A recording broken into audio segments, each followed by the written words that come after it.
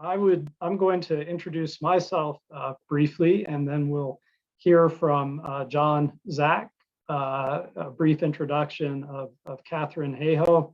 I'm Brian Gemza, and as is my habit, I am broadcasting live from sunny Caprock Canyon here in beautiful West Texas. I teach courses in literature and humanities in the Honors College at Texas Tech. And I'm pleased to say that my students have done things like started climate organizations and rediscovered one of the lost heirloom apples of Texas. It's my special privilege to work with the Sowell Family Collection and Literature Community and the Natural World, and to work with colleagues on a campus-wide resilience initiative, and to work especially with students on a campus-wide initiative called Creating Livable Futures that was conceptualized by people like Barry Lopez and other colleagues here in the Honors College for resilience activity across and discussions across campus. It's especially gratifying once again to have people here, about 100 of you at least, on the run up to the holidays, and even better, to have a chance to turn the tables and to make Katharine Hayhoe interviewee instead of interviewer. I've been looking forward to this event for a long time, especially since I had a sneak preview of her book, and I think it's absolutely marvelous. We are going to continue our series of climate readings and discussions, even as we hope to come out of the shadow of the pandemic in various ways and to have in-person activities here on campus. And again, we're just very grateful to you for being here tonight and for the interest that you take in the Climate Center, in Katharine's book, and in these discussions. All right, John. Brian, thank you very much. So I'm Dr. John Zach. I am a professor in biological sciences, but I'm also the current director of the TTU Climate Center. Katharine and I were the original co-directors when we started this more than 11 years ago here. I'm a soil ecologist looking at ecosystem processes, whether natural systems or agricultural systems. And I do a lot of work on carbon storage and factors that affect carbon storage through microbial processes. So Katharine and I have had a long-standing interaction about how climate impacts those aspects in West Texas, and what does it take to make cotton farmers sustainable as we deal with climate change and the amount of variability. But I'm very pleased to have a very Katharine here with us as a colleague and a longtime friend. For those of you that don't know much about her background, she currently is working as the chief scientist for the Nature Conservancy, while also maintaining her faculty appointment here at Texas Tech as part of the Department of Political Science. She has an endowed professorship in political science, and also is a Paul Whitfield Horn professor here at the university. That's one of the highest honors we give for research faculty. So Katharine, it's very great for you to be with us in another role and to see you again. And we're looking forward to hearing you talk more about your events in Glasgow, and then more about the book Saving Us. So thank you very much. Thank you so much, John. It's great to be with you here again. As you all know, if you've been to any of our events before, Brian and I typically hosted these readings together over the last year, and John and I typically hosted our Science by the Glass events. So I am delighted to be back in the other seat, so to speak, to talk about a book that I actually wrote myself. Thank you.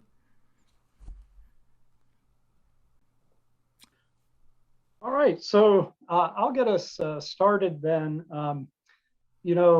You must be absolutely jet lagged, tired. You're back from Glasgow, Katharine, and I thought one of the best things, the questions that's going to be on everyone's mind, one of the best things to talk about is, how did that go? What was most memorable? What is your news of the world? So in the book, Saving Us, I have a chapter that explains what these meetings are. And the analogy I use is a potluck dinner. It's like every country in the world showing up with their offering of what they're going to do to help fix climate change. So one country might show up with a big steaming fresh apple pie that looks like they just pulled it out of the oven, but when you cut into it, it's full of hot air. Another country might show up with this old fish finger they dragged out of the back of the freezer, and that doesn't look too good. And then another country, in this case like Costa Rica or Bhutan, they show up with this fresh pasta salad full of veggies and homemade dressing, and everybody puts their offering on the table and looks around at everybody else and sees, oh, maybe I didn't measure up and I need to do more. That's why it's so important to have these meetings regularly, is so people see what everybody else is bringing. And you know, what's interesting is world leaders are people. Negotiators are people. Policy experts are people. And so what struck me the most being there is just that they are people. And when you look into each other's eyes, and that's what a lot of the low-lying island states were doing and a lot of the low-emitting countries were doing, they were there to just look into the eyes of the countries that were producing the most carbon emissions and say, this is my life. This is my home. This is my country. These are my children that your decisions are putting at risk. And if you're going to do this, you're going to have to do this while you're looking me in the face. Not from the comfort of your home on the other side of the world, but right here, right now, you're going to have to tell me that this is not what you're going to do. Now, some people still did that, but thankfully, there was a lot of forward momentum. So countries upped what they were bringing to the table. We aren't quite at the Paris target of 1.5 degrees yet, but if people carry through on their promises, what they signed up for on the potluck list, if they carry through what they signed up for, we'll be at 1.8 degrees, which is a lot better than we were a month ago, which was 2.7 degrees. And that's how, talking in degrees Celsius, how much the Earth would warm. But it wasn't only about the countries. In fact, the countries themselves were only, 1% of who all was there. There were so many other people there. There were students and professors from universities who were there as observers. There were children and parents and young people and senior citizens who were marching and protesting in the streets. There were all kinds of businesses and nonprofit organizations that were there to talk about what they were doing and how they were setting net zero targets too. And they were going to help the world fix the problem. There were people from every walk of life, from every country, every age, every demographic. There were indigenous peoples there. There were peoples representing minority communities there. There were people from every part of the world there in Glasgow. And so what gave me the most hope is recognizing that people get it. People all over get it.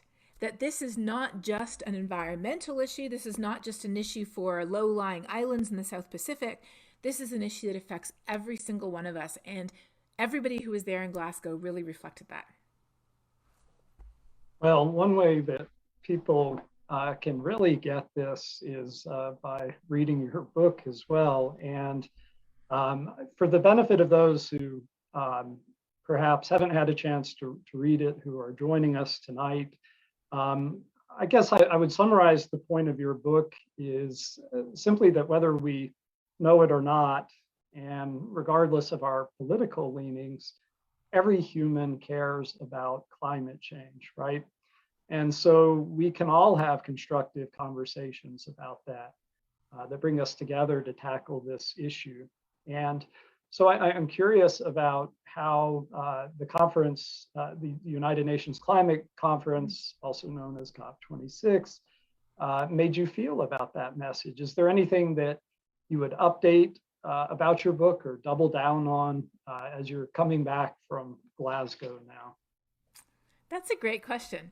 I think that if I could, I would just add more stories about all the amazing people who are doing incredible things. That's what I would do.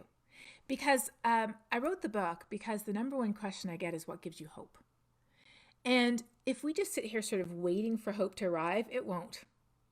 I mean, news programs thrive on providing negative, discouraging, frustrating news to make us click.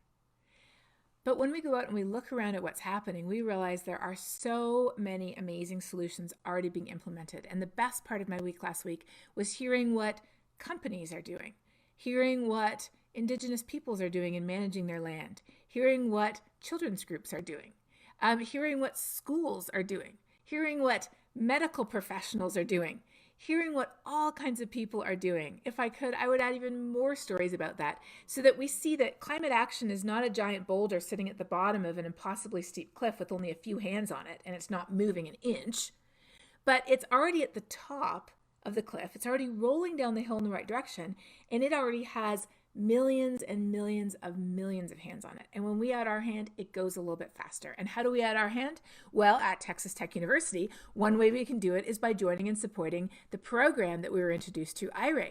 I mean, we have the National Wind Energy Institute at Texas Tech University. We have more wind energy in the state of Texas than any other state in the country. We are number 2 in solar energy, Texas as a whole, but they're building the largest solar farm in the US just outside of Dallas-Fort Worth, so I think we'll be number 1 pretty soon. Don't you think Texas Tech should be a leader in clean energy? I do, and I know a lot of other people do, and that's a way that we can use our voice locally to make a difference. Well, thank you. I know how important it is to have optimism, and I know how many fascinating stories there are about people you've met around the world and different communities you've spoken with about climate change. So to hear you come back with inspiration and new stories is inspiring. But I will say, there's also the side of the conference that we heard about where maybe people were not so thrilled. Notably, Greta Thunberg said, okay, it's over. Here's a brief summary, blah, blah, blah. But she added, but the real work continues outside these halls and we will never give up, ever. So a lot of people seem to agree that what was achieved was a very imperfect compromise. But of course, that's the nature of compromise. How do you feel about those outcomes and what seems most urgent to you coming out away from the conference now? Well, I would say that we're talking about every country in the world agreeing to completely redo the energy basis of their economy in a very short period of time. So anyone who thought that meeting number 26, that's what this one is, number 26, that meeting number 26 would somehow result in a global sort of come to Jesus moment, like, yes, we're going to do everything that the scientists tell us to immediately, absolutely, for sure, as soon as possible. Anybody who thought that was going to happen was delusional, because there is just no way the world works like that. So my expectations going in were quite low. I figured, you know what? We're nowhere near enough now. Let's see what we can get. And we got some. Did we get enough? No. Did I think we were going to get enough? No, I didn't. But we did move in the right direction. And yes, there was a lot of blah, blah, blah. Absolutely, for sure there was. But to characterize the whole thing as blah, blah, blah is not fair. Because there are people who care passionately about this, that were doing everything they could, especially, like I said, the low-income countries. Their negotiators were there to say, look, we did almost nothing to cause this problem, yet we're suffering the brunt of the impacts.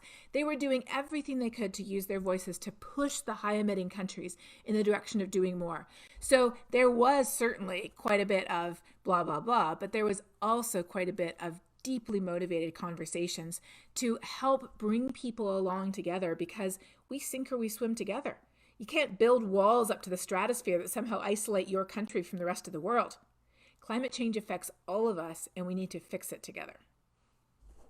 Well, we heard a lot about that. And following on what you were saying about vulnerable countries, we've talked before about how our future is one of mitigating the consequences of climate change impacts that are at this stage inevitable, even if we meet future targets. The term of art that was used a lot at the conference was loss and damage, but there's no international fund for that. And there is a tweet from Mohammed Ado, who said, in Glasgow, the needs of the world's vulnerable people have been sacrificed on the altar of the rich world's selfishness. So we get to that question, right? One of the oldest questions in environmental law and justice and policy, the question of who should pay, the polluter, the polluted, or both. And that's really important when we talk about developing countries that have been some of the smallest contributors to climate change, yet experience some of the worst effects. What does your approach in saving us say about that? And where do you think we need to go next at the international Thanksgiving table?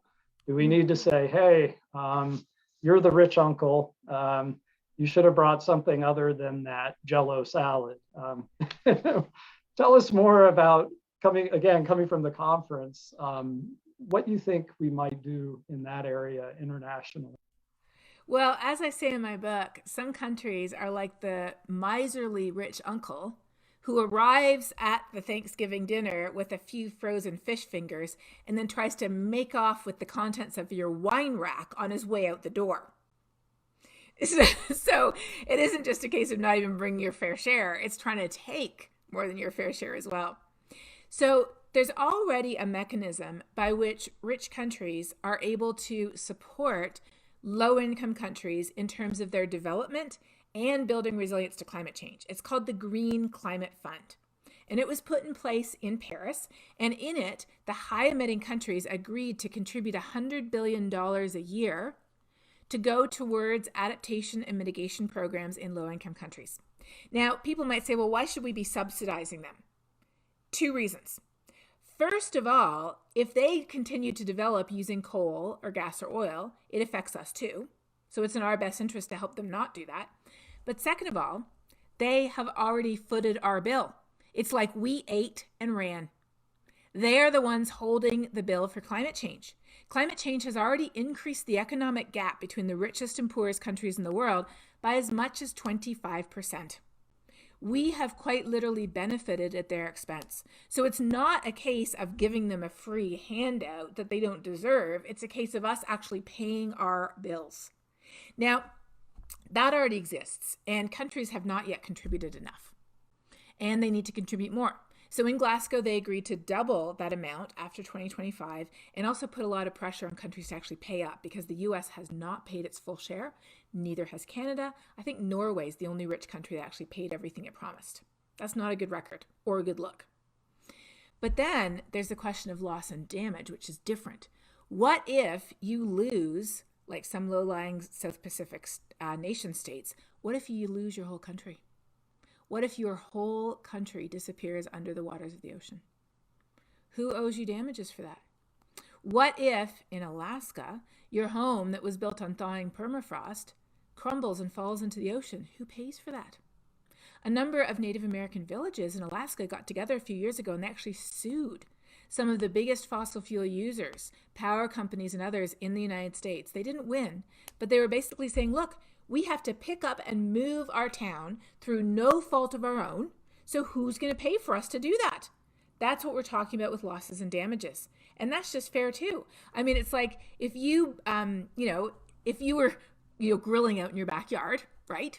And you accidentally set your neighbor's house on fire and it burned down. Well, you're the one who did it. They lost their house, but you're the one who did it, right? So you have to take care of reparations. That's what this is about.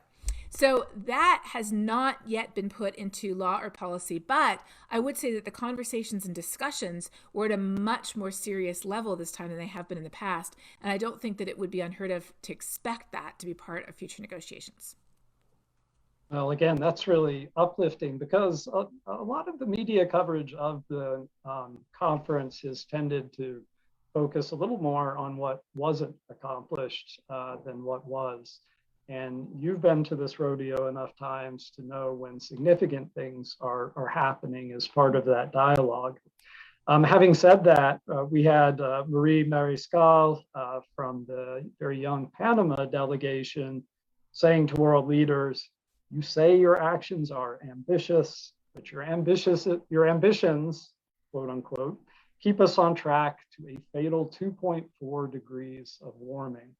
Now, you said earlier that you think that at least 1.5 might be more attainable in the wake of the conference. But we even heard as it was playing out about climate disasters that were unfolding around the world.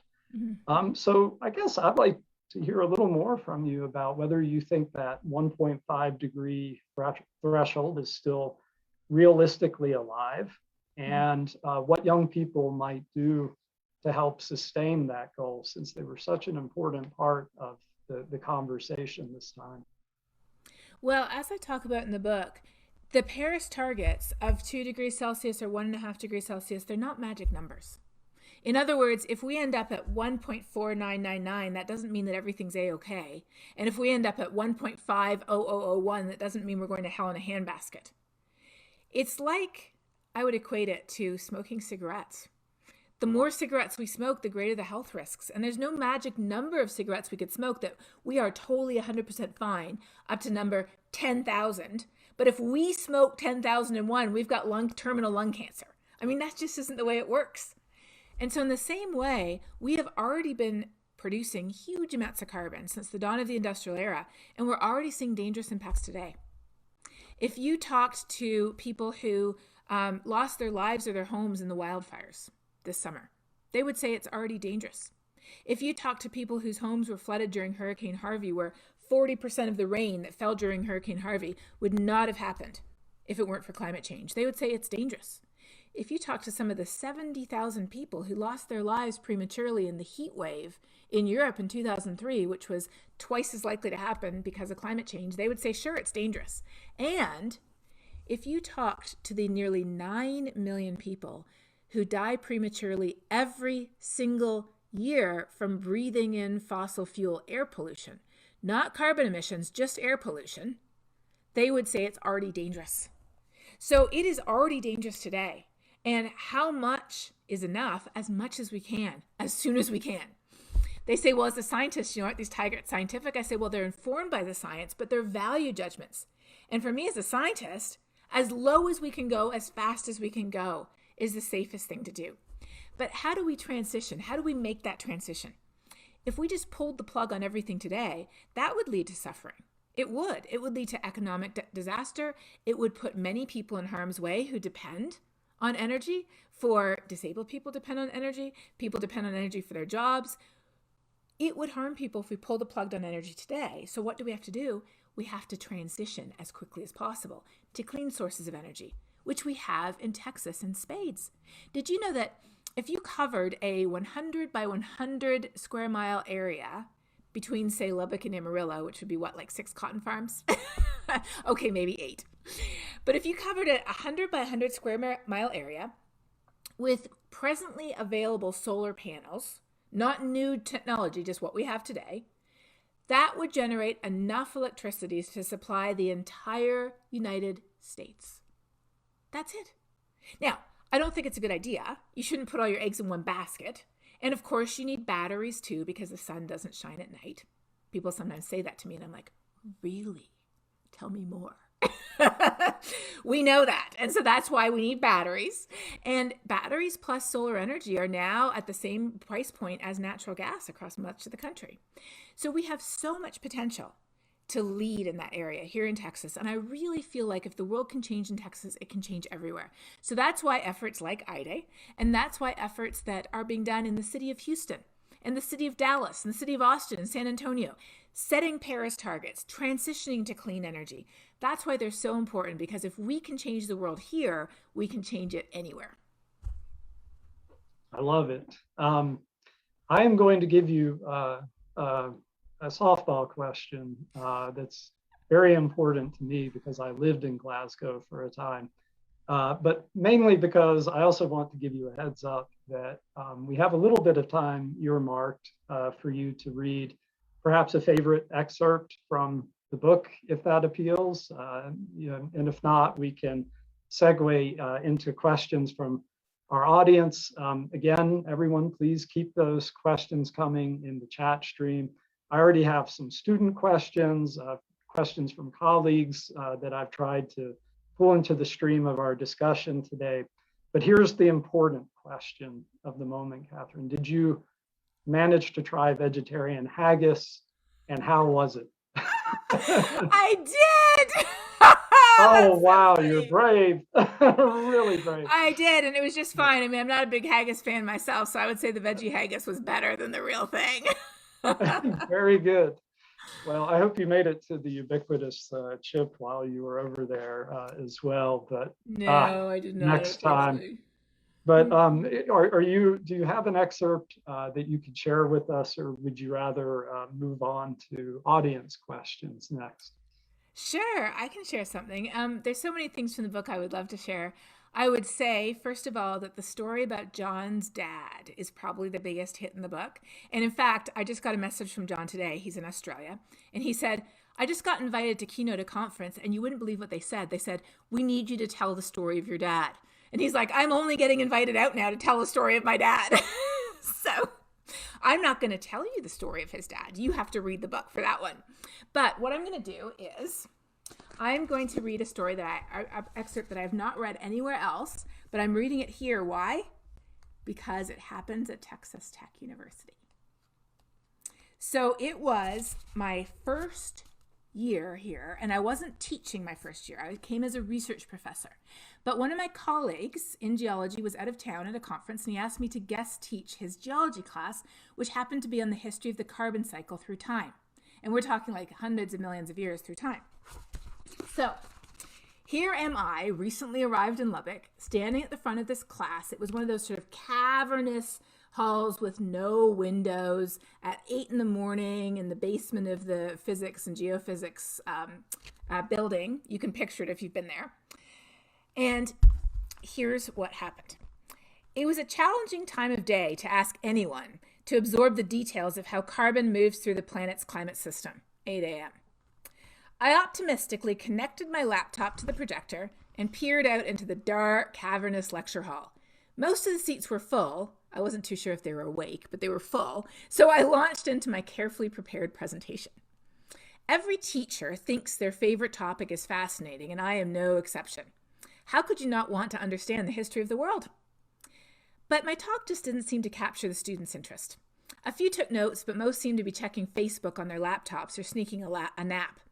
Even the last, and this was pre-TikTok, just to be clear, even the last few minutes of the lecture, where I described how humans had accelerated the natural carbon cycle by millions of years through digging up and burning fossil fuels, didn't get any reaction. Trying to hide my disappointment, I called for questions. And I still remember a tall, athletic-looking student raised his hand. I nodded eagerly, and I thought, oh, someone has a question. He stood up, and in a belligerent tone, he said, "You're a Democrat, aren't you?" "No," I said, "I'm Canadian." That was my introduction into what's become a regular part of life. Climate change is now the most politicized issue in the whole US, right up there with coronavirus and vaccines. But a thermometer doesn't give you a different answer depending on how you vote. And a hurricane does not knock on the door of your house and ask you who you voted for in the last election before it floods your basement. Climate change matters to all of us, and it doesn't matter where we fall on the political spectrum. It affects things that we already love about, places and people we already love, and there are solutions, especially here in Texas, that will fix the problem that everybody can get on board with. Because they create jobs, they grow our economy, they clean up our air, and they make us more independent. And like I said again, and you can see I've gone off script here. Like I said before, though, if we can change the world in Texas, we can change it anywhere. And being here in Texas is the best place to be to talk about why climate change matters, because we're one of the most vulnerable states in the country to climate impacts, and to talk about what real climate solutions look like. Thank you so much for that reading, which of course is very resonant here in the halls of Texas Tech. I'm going to ask a quick question to get us started with our audience questions. John and Randolyn, please chime in. I have some questions from students as well, but please chime in with the ones that are floating up in the chat stream as well. One, I will say, Katharine, lots of my students who read this book are eager to know more about you. And so they want to know, this sounds like a job interview question, but one of the questions that came up that I was like, yeah, I really want to ask Katharine that is, what's been the greatest challenge in your career to date? I would say probably the greatest challenge was finding my place at Texas Tech. And John was absolutely instrumental in that. Because when I came in, I actually came in as a +1. Texas Tech wanted my husband, and I was what they had to put up with to get him. And so the only climate scientist. John and his colleague Dave Tissue had been looking at temperature variations in Big Bend National Park. But aside from them, there was nobody at Texas Tech. There were no classes, there were no programs, there was no faculty, there was no climate center, which now has over 50 associated faculty in every department in almost every college across Texas Tech. There was nothing. And so I arrived, this climate scientist that they had to put up with to get this hotshot linguist from Notre Dame. And it was really difficult for me to find my feet. It was difficult to, find good colleagues, to find my place. But John, again, was there from the very beginning. And together, we managed to get this Climate Science Center grant. We managed to set up the Climate Science Center. We connected with so many amazing faculty like you, Brian, across the university. And today we have faculty who are in architecture and music and health and business and law, in Kasner, in arts and sciences and humanities and English. We have colleagues across the whole university. We have student groups, of course. We have classes. We have graduate students. Today, Texas Tech is an amazing place to be if you care about climate change. And I just, I love being here. And that's why when the Nature Conservancy asked me if I would like to be their chief scientist, I said, on one condition, that I don't have to leave Texas. And they said, are you sure about that? And I said, yes. And they said, fine.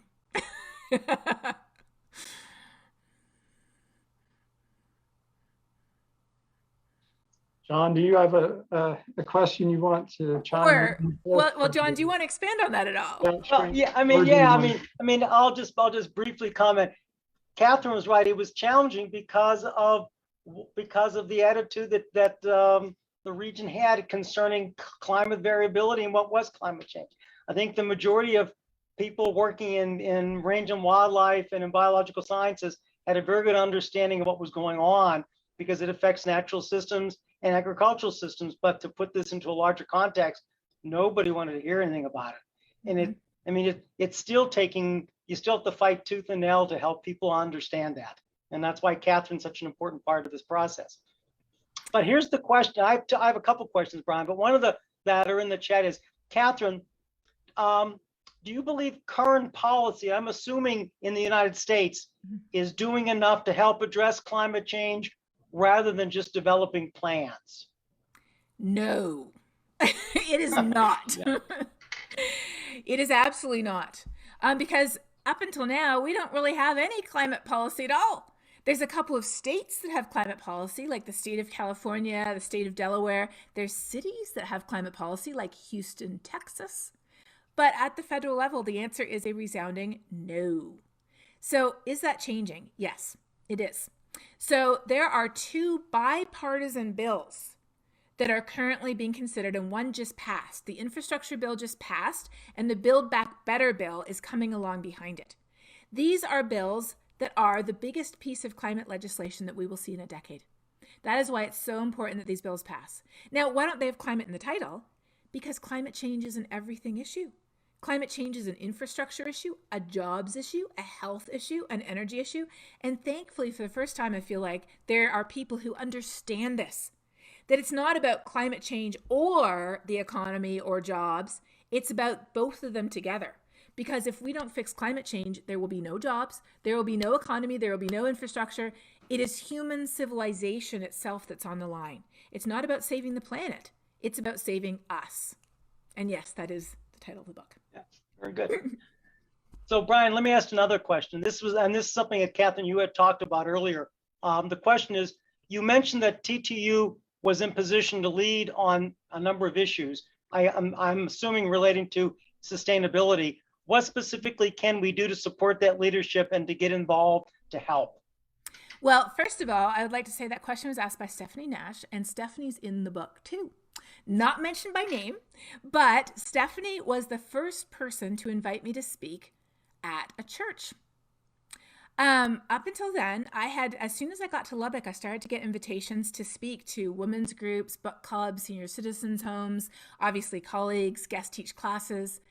But Stephanie was the first person to ask me to speak at Second Baptist. Now, I think Second Baptist can afford to be a little sort of living life on the edge. I have not yet been invited to speak at First Baptist, and I've been here for almost 15 years. But her invitation to speak at Second Baptist prompted me to try something I'd never tried before. And that was to talk not only about why climate change matters to us here in Texas, but about why I personally care about climate change. And the fact is, I'm a climate scientist because I'm a Christian. That's the reason why I'm not studying astrophysics like I originally was. When I found out that climate change disproportionately affects the poorest and most vulnerable people in the world, that was when I realized I had to do something to help fix it. And I know that for both of you, that your faith plays a big role in why you care too. And so that's why when I spoke at Stephanie's church, that was the first time, and I was nervous. I'd never done it before. That was the first time I decided that I was going to share with people why I cared. And of course, now I do it at the drop of the hat, anywhere, anytime. I was on stage with Pete Buttigieg just a couple of days ago, and they went totally off script and started talking about faith, and he went to town, and so did I. And it was great. I think it was recorded if you want to watch it. But Stephanie, thanks to you, that was the first time I ever did it. And that's a big part of what I appreciate about both of you too, because John, you write things about a Catholic perspective on climate change and about Laudato Si and about the Pope. And Brian, you do things too with your church and you come at it from a faith-based perspective. And it doesn't matter. You don't have to come, if you're not a person of faith, then you come at it from whatever is important to you. Right. The important thing is we have to start with what's in our heart. Whatever is in our heart is what has to motivate us. And so it begins with looking at what we care about, what's the most important to us, who we love, what we love, the places we love. And that's where we begin the conversation with other people who share those with us. Yeah, very good. Yep, good points. I got a question from Dr. Chuck West here. And he says the 1.5 C benchmark goal is always cited. It is a global average, but isn't there some granularity to it that isn't being discussed? Oh, yes, there is, Chuck. And that was a bit of a softball leading question, if you don't mind me saying so, because you know what I do.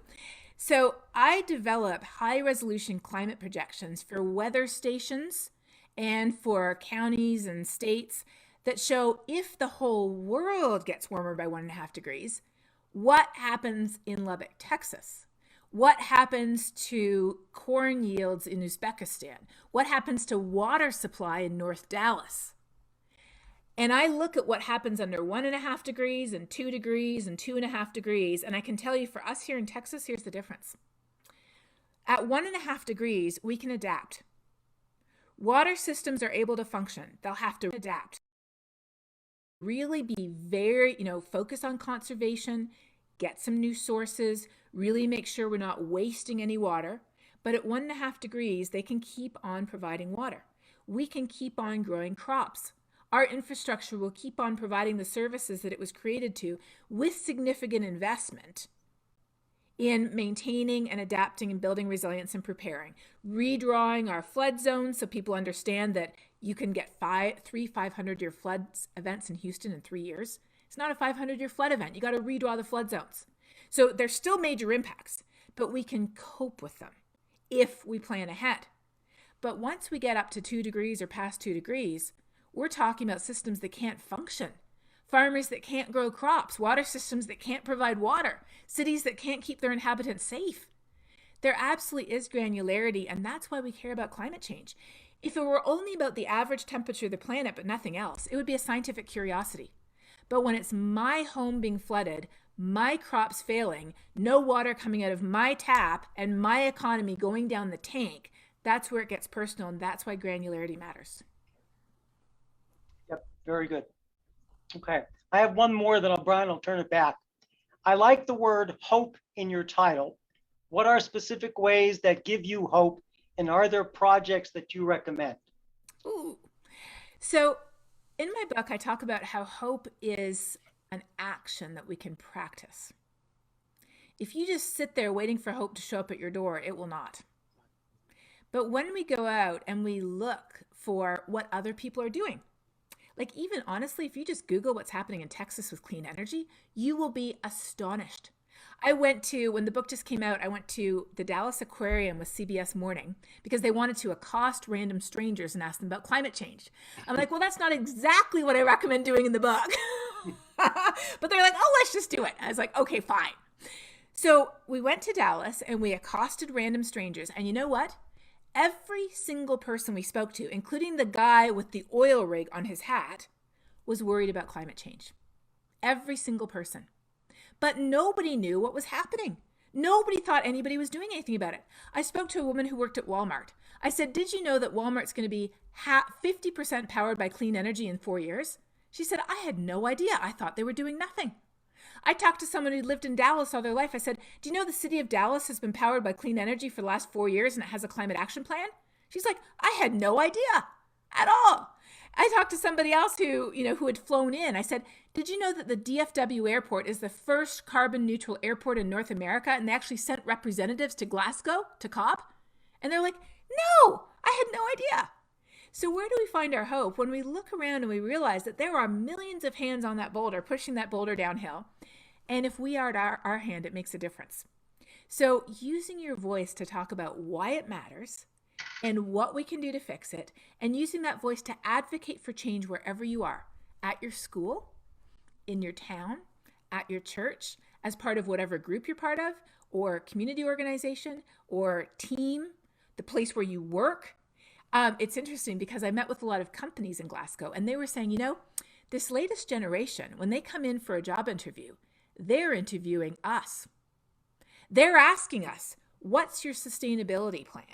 Do you have a net zero goal? Are you powered by clean energy? How can employees participate in making the company more climate friendly? They said, we're being interviewed now, and if we want the best and the brightest, we have to step up.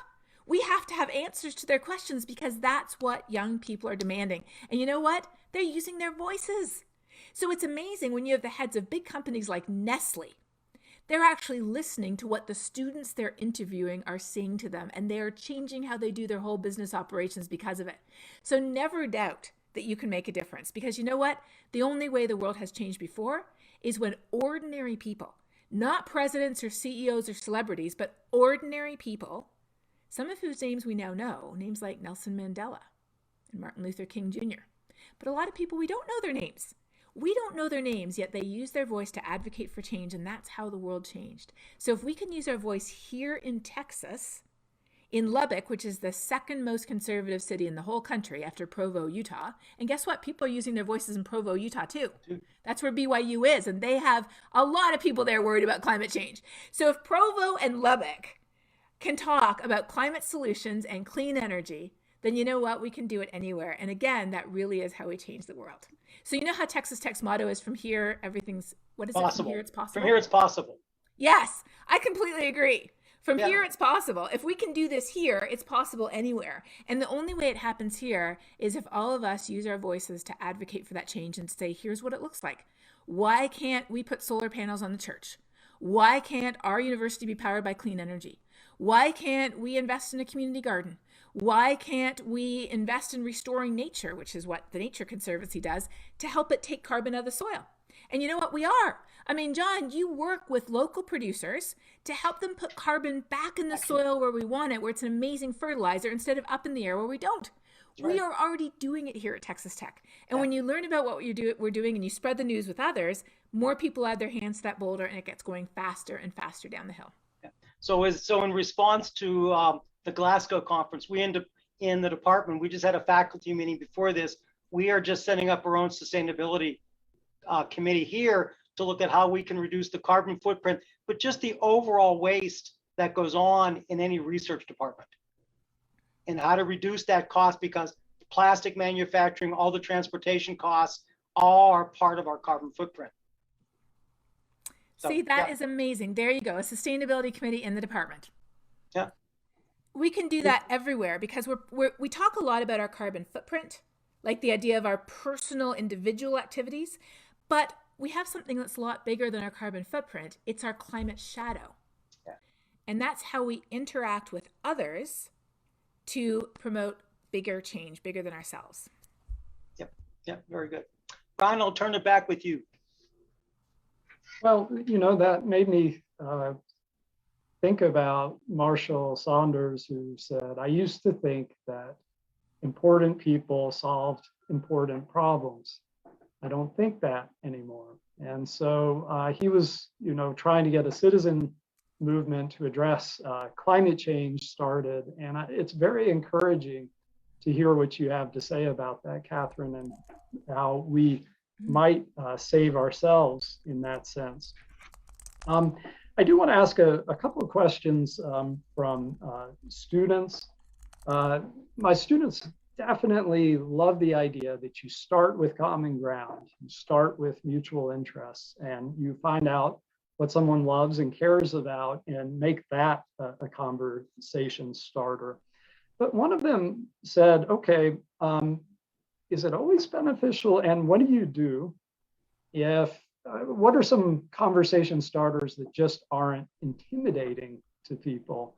Not necessarily walking up to them on the street with a camera crew and saying, what do you think about climate change? Do you have any words of advice for students who might want to have one of these conversations over the holidays, for example?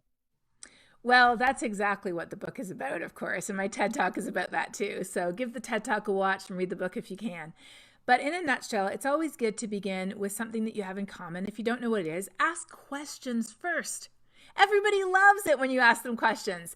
And if they're really into fishing, you can ask them, oh, how long have you fished? What's your favorite place? Has it changed over time? Have you noticed anything different lately? You can segue right into asking them about their lived experience if you just sort of get engaged with something that they're passionate about and they care about. And in the book, I give all kinds of examples of how I started conversations with everything from knitting, which I love to do, to the fact that we live in Texas. And I give one example how I was standing in line to pick up my son from Sunday school a couple of years ago at church right here in Lubbock. And one of the other parents standing behind me said, do you mind if I ask you a question? I said, sure. So he was the one starting, not even me. And he said, do you feel like the weather's gotten weirder? And I said, yes, I study it, and it has. And he's like, I knew it. I've lived here for 30 years, and I knew it was getting weirder. And then we had this great conversation about his lived experience and what he had seen and how things were changing. If you don't want to start with something you have in common, we humans, we are curious people, and we love interesting facts. So starting with interesting facts like, hey, did you know that here in Texas, we get 23% of our energy from clean sources? Or did you know that there's like 2 times more jobs in the solar energy industry than the coal industry these days? Starting with kind of crazy facts that surprise people is always good. And then in my book, I also talk about a man who retired, and he decided that he was going to starting conversations with people as he went for his morning walk every day. And so what he did was he started to ask them a question from 1 to 10. Just an opinion question, like people always love surveys.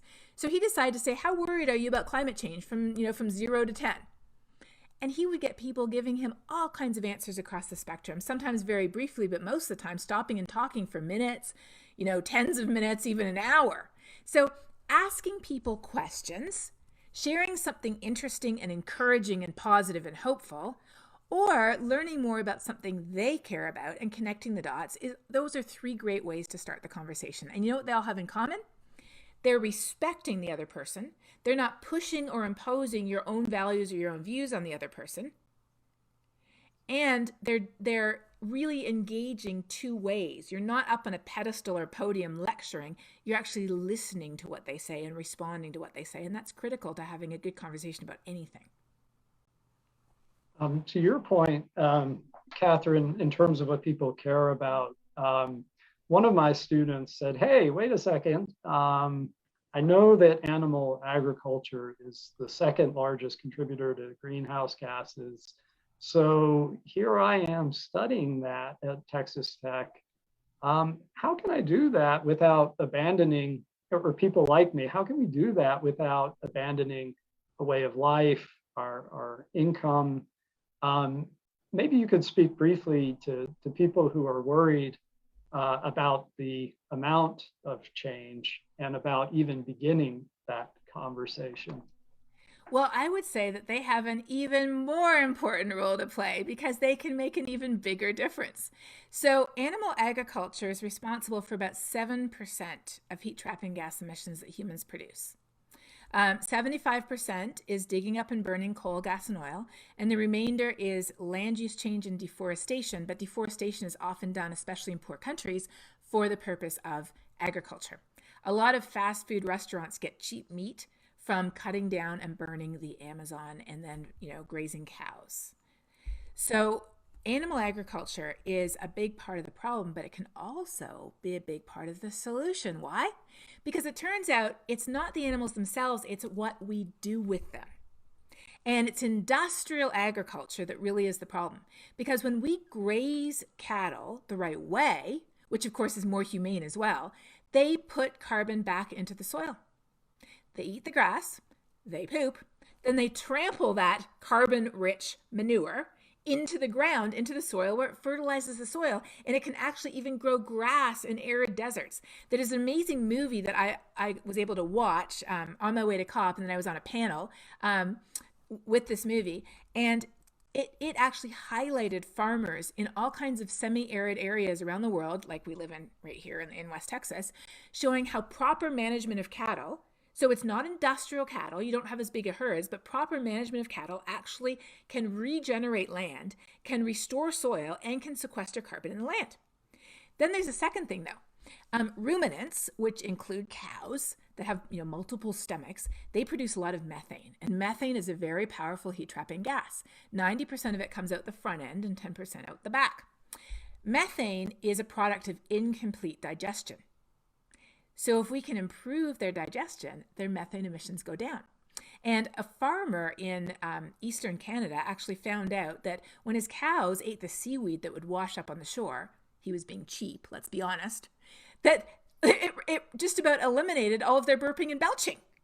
So now people are looking at seaweed supplements that they can feed cattle to improve their digestion, improve their productivity, and cut down on their carbon emissions. And Cactus Feeders, which is a big feedlot just north of here near Amarillo, which has some people who are trained here at Texas Tech, they are actually looking at managed grazing to put carbon back in the soil and supplements. They're experimenting with supplements in real life to reduce methane emissions and seeing if it increases productivity at all in dairy and beef cattle. So if you're in agriculture, you could be a huge part of the solution, because there's many, especially traditional livelihoods, that depend on animal agriculture. I'm not talking about maintaining industrial agriculture, and I'm definitely not talking about maintaining our $1 hamburgers. Those have to go. But people who depend on ranching, who depend on running cattle, they can still do it as long as they do it in ways that are healthy for people and for the planet. And if you're in agriculture, you can figure out how.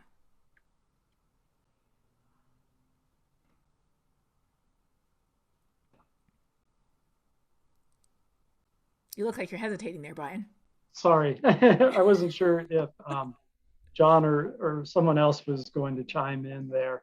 I've got Yeah, go ahead, John. You've been nodding through my answer, so. No. And I think you're right. I mean, one of the things we forget is before humans came on the scene, there were enormous herbivores running around the planet that didn't have the impact on it as we do now with these large scale agriculture programs that force animals in small areas. Mm-hmm. They were part of the natural carbon cycle. That's where they exactly took right. up carbon by eating the grass, then pooped it out, then trampled it back into the soil, where carbon in the soil is like Miracle-Gro on steroids. It's a wonderful fertilizer. Yeah. So yeah, it's really the way that we do things that is the problem. Yeah, and I would say to have working on fungi, those fungi that are involved with herbivore dung in the natural system are what keeps those nutrients in place, but we don't have it in industrialized settings. It never develops. So you cut out that whole part of the carbon cycle. Mm-hmm. We had a question about the big freeze in Texas and curiosity about whether you think that was attributable to global weirding and climate change. And that's also a nice segue to ask a quick question, Katharine, about the role of misinformation and disinformation in discussions and some of the political rhetoric that we're hearing in our time. Do you have any thoughts to share about that? Well, one of the biggest ways that we notice the impacts of a changing climate is not through our changes in average temperature, although it is 82 degrees here in the middle of November in Lubbock, Texas today. But one of the biggest things that we notice is how climate change is loading the weather dice against us. So wherever we live, we always have a chance of rolling a double six, a heat wave, a drought, a flood, a wildfire, a hurricane. Here in Texas, we already naturally get more of these crazy weather disasters than any other state. It's like we have 3 6s on our dice already naturally in Texas. So where does climate change come in? As the planet warms decade by decade, it's like it's sneaking in and taking another number and turning it into a 6, and another one and turning it into a 7. And so all of a sudden we're rolling double 6s and double 7s. We're like, what's going on? Climate change didn't cause the event, but it's taking these events and making them stronger or longer or more intense or more dangerous. And that's exactly what happened with our winter freeze. And that's why I think global weirding is a much better way to put it than global warming, because it was cold. It was so cold that our pool cracked. And that was a big problem. But I have this YouTube series, and Randallyn has been great about putting out the links in the chat. So Randallyn, if you could put a link to global weirding on YouTube in the chat, that would be great. Subscribe to it because we have new episodes coming out next semester. So don't miss them. Just hit subscribe on YouTube and you'll get them. And it's called global weirding because that's what we're seeing. So let me briefly explain the freeze. There's the polar vortex up there in the Arctic. And as the Arctic warms twice as fast as the rest of the world, that polar vortex starts to stretch. And when it stretches, that's the precursor to a very big wiggle in the jet stream. And as the jet stream wiggles, it's like it opens the freezer door for all that cold air in the Arctic to pour all the way down to Texas. And so although these events have happened in the past, we had a big one just 10 years ago, if people remember, we see that the frequency and the intensity of these super, super cold events that where they're, the freezer door is swinging open and the cold air is pouring down, it's actually increasing. Why? Because the Arctic is warming so quickly. Isn't that ironic? But then right afterwards, do you remember? It was up to 75 degrees a week afterwards. So here in Texas, wherever you live, we have hot, cold, hot, cold, hot, cold. Here in Texas, we already have hot, cold, hot, cold, hot, cold. And as climate changes, it's taking this natural variability and stretching it even further. And that's what I call global weirding. So often people say, oh, it's cold outside. Where's global warming now? Or they say it's just a natural cycle. It'll get cooler again soon. But that's what we scientists study. And we know that it is not a natural cycle. In fact, according to natural cycles, we should be getting a bit cooler right now. We're not. We're warming faster and faster. It is not volcanoes. It is not the sun. And it is not just a single cold day. We know that decade by decade by decade, the planet is getting warmer and warmer and warmer. And the only reason it's getting warmer today is us. But even though that sounds dire, it still has a ray of hope, because if we're the ones responsible, we're the ones who can fix it.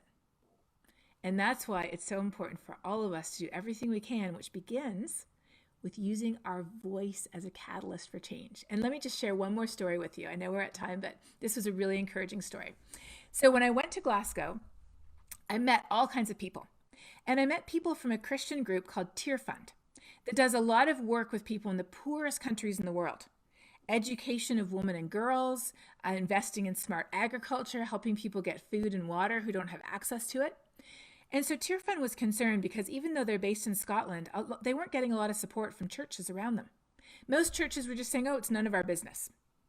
And they were saying, look, here's the people who are suffering right in front of your eyes, and climate change is making it worse. They were just getting no traction. So during the pandemic this past year, they contacted me and they said, would you be willing to make a couple of super short videos? And they gave me the topics, just really short videos talking about why Christians would care about climate change, starting with shared values, connecting the dots, and talking about positive, constructive solutions. So I said, sure. So I sat down one day and I made a whole bunch of little short videos and I just sent them to them, and I didn't know what they were doing with them. Well, they packaged them all up and put in graphics and titles and turned it into a whole series. And then they started to share it with all the churches around. They said 150 churches in Scotland have watched those video series. It's the most popular website that they have. And I ran into some of those people. I actually was walking down the hall. People were like, oh, did you do those videos for Tear Fund? Our church watched those videos. And now they said there are so many churches across all of Scotland that are completely activated on climate change, completely engaged. When they did the big climate march, there was a giant Tear Fund contingent in the climate march with these heart-shaped signs talking about why they cared about climate change. And why was it? It was because I was able to help them start the conversation with a value that they already had, connect the dots to climate change, and talk about positive, constructive solutions. And you know what? Every single one of us can do that because we all have a voice.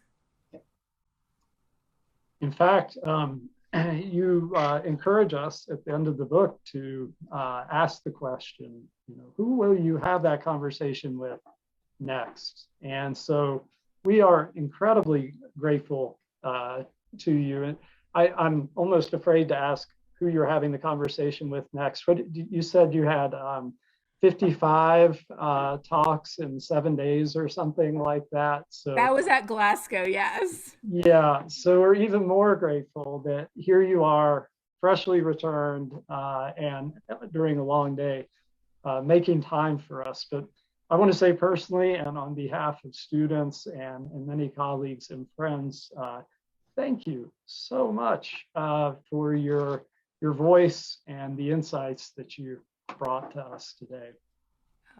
Well, thank you so much, Brian. And I think that's a great question to end with. Who are you going to have a conversation with? Just before this, I had a conversation with Alyssa Milano. Right after this, I'm going to be having a conversation with all of my grad students in my class. Tomorrow morning, I'm going to be having a conversation with 1,000 middle school students in Southern Ontario, where I'm from, whose teachers have all been reading the book. And then after that, I'm going to be having a conversation with a gaming network about climate change. Because why not? Gamers are humans too, and they do live on this earth despite what they're normally hooked up to most of the time. So you can have a conversation with anybody about climate change as long as you start with something you have in common, connect the dots to why climate change matters, and always bring in a positive, constructive solution. And you know what? Here in Texas, we are surrounded by them. So if you don't mind, I would love to conclude with this. And this is out of the box, but I'm going to ask you anyways, because I know you can both answer this. And I'm going to ask everybody to answer this in the chat too. What's your favorite good news climate solution? What is it? Go ahead and put it in the chat. John, you're up first because I know you have a whole bag of them. And then Brian, you're up after that. So I think for me, it's dealing with soil carbon and being able to use your yard and the ability to compost your vegetable scraps and all the things out of your yard as a way to store more carbon than you ever imagined. That's amazing. So you compost your food at your house and you're taking carbon out of the atmosphere. How is that not good news? That's right. Brian. And I would say, I owe inspiration to you for this, Katharine. I am loving having rooftop solar. Everyone says, well, isn't that going to take a long time to kind of get your investment back? And the answer, especially here with our high solar index, is no. And it's pretty wonderful to be able to fuel my car, so to speak, through those solar cells. And it's encouraging. A lot of my work has been in restoration of environments of different kinds. And like John said, I'm very encouraged too about some of the carbon capture solutions that play a role in the carbon cycle that are starting to come up now as well. I love the fact that there's all kinds of people talking in the chat. To IP Man, I did one event at COP with TED, the TED Talk people, and it was me and 2 Buddhist monks. And I can tell you, we had more in common in terms of what we were saying than most other people in that room. I love what everybody's saying, and I would just say, you know what my favorite solution is right now? So we not only got solar panels, but I got a plug-in car. And that meant that during COVID, I didn't have to go to the gas station during COVID. I love that. So there could be benefits now and there could be benefits tomorrow. And that is all good. So do what you can. And don't forget, the most important thing you can do is talk about it and share it with others. And if you want to start a discussion group, Stephanie mentioned she's going to be doing that, which is great. I'm actually currently creating discussion questions, class activities, and little short videos to go with every section of the book. And those are going to be freely available online on my website in time for January. So if you want to start a book discussion group, you can go ahead and do it now, but we will have discussion questions online and even little videos if you want to use them in the spring. That's terrific. Well, again, thank you so much, Katharine. And John, I'll give you the last word. I know we're coming to the end of our time here. Okay, so yeah, Catherine, it's always good to see you again. Thank you much. For those of you that are joining us, please join us for our Science by the Glass and upcoming events from the TTU Climate Center. We try to do a lot of outreach and engagement, so help us do that. We can't do it alone, and so we need everybody as part of this process. And you know, my favorite phrase is "small things do matter." So each of us individually will make a big difference.